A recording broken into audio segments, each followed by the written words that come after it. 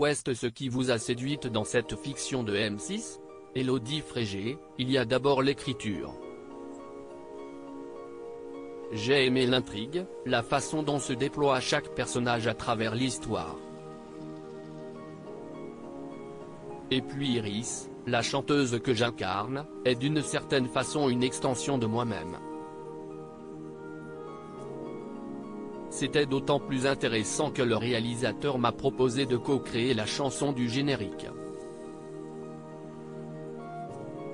Cela m'a permis d'écrire pour la première fois de ma vie en anglais. Cette série, CIST, aussi une histoire de femme qui se serre les coudes, ça m'a évidemment parlé. Je suis né dans une famille de filles. Est-ce que ce personnage vous ressemble vraiment ? Possiblement. Rire. J'y ai mis beaucoup de moi, CIST, quelqu'un qui a besoin d'une grande indépendance, de liberté, ce que je partage avec elle. Comme moi, elle a envie de s'épanouir artistiquement et dans sa vie de femme. Et puis, nous avons toutes deux un lien précieux avec les femmes. Qui est cet homme de vos vies, joué par Jonathan Zakaï ? On pourrait croire qu'il n'a pas de scrupules, qu'il est prêt à tout. Mais si cet homme a besoin de manipuler ces femmes et de les déposséder, CIST, parce que lui-même a été privé de quelque chose. Ça ne le rend pas moins criminel et dangereux. CIST, quelqu'un qui souffre beaucoup et la souffrance crée des monstres. Comment s'est déroulé le tournage ? CIST, un très beau souvenir. Je suis toujours ému de mettre un pied sur ce terrain-là parce que je n'aille pas beaucoup tourner. Je me demandais si j'allais être à la hauteur, si ça allait matcher entre nous.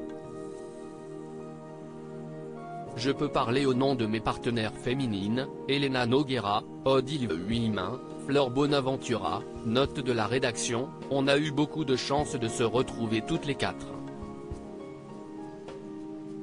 On formait un puzzle vibrant, passionné, très naturel. Il y avait une qualité de communication exceptionnelle entre nous, de la bienveillance. Nous sommes des femmes franches et passionnées et ça se ressent dans notre jeu. Et on est toutes les quatre assez rock'n'roll, ça nous a liés aussi. Les réalisateurs ont du mal à vous voir autrement qu'un chanteuse. À quel rôle rêvez-vous ? J'adorerais jouer une voyoute, une rebelle un peu déjantée, ou dans un film d'époque. Un personnage moins romantique que ce que j'ai l'air. Je suis avide d'expérience et d'aller chercher des choses que je ne connais pas de moi. Vous avez gagné la Star AC en 2003. Quel souvenir gardez-vous de cette époque ? Le goût du risque mêlé à celui de la peur. Ça ne me quitte pas, ça fait partie de mon ADN. CIST, un moment qui m'a bousculé, un vrai tsunami, et qui a donné naissance à tout ce que je suis maintenant. Je suis ému que l'émission reprenne. J'étais sur le plateau le 5 novembre pour chanter avec une élève, Enola. J'y suis allé comme une fée bienveillante pour partager avec eux un moment qui m'a donné quelques frissons puisque je revenais sur mes pas. Et j'ai interprété en deuxième partie de soirée mon duo avec Epsilon, Whatever, en acoustique. On a découvert qu'Epsilon était également votre compagnon. Si est-il important pour vous de travailler avec votre amoureux ? Whatever, si est-il avant tout une chanson d'amour à partager avec le reste du monde.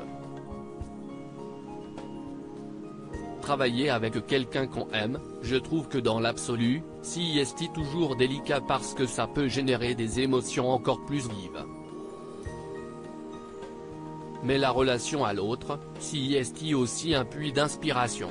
Quand la réalité dépasse la fiction, Amaury Fournial, qui a eu l'idée de cette série et en est le coproducteur avec Dominique Farrugia, s'est inspiré pour le personnage interprété par Jonathan Zakaï de l'expérience d'une de ses amies, victime d'un manipulateur, et dont la violence de l'histoire l'a marqué.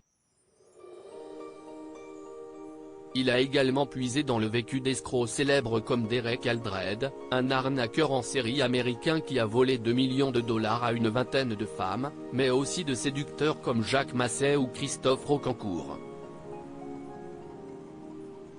Après les 2 premiers épisodes, la soirée se poursuivra avec un doc donnant la parole à des victimes, hommes et femmes, et à une arnaqueuse.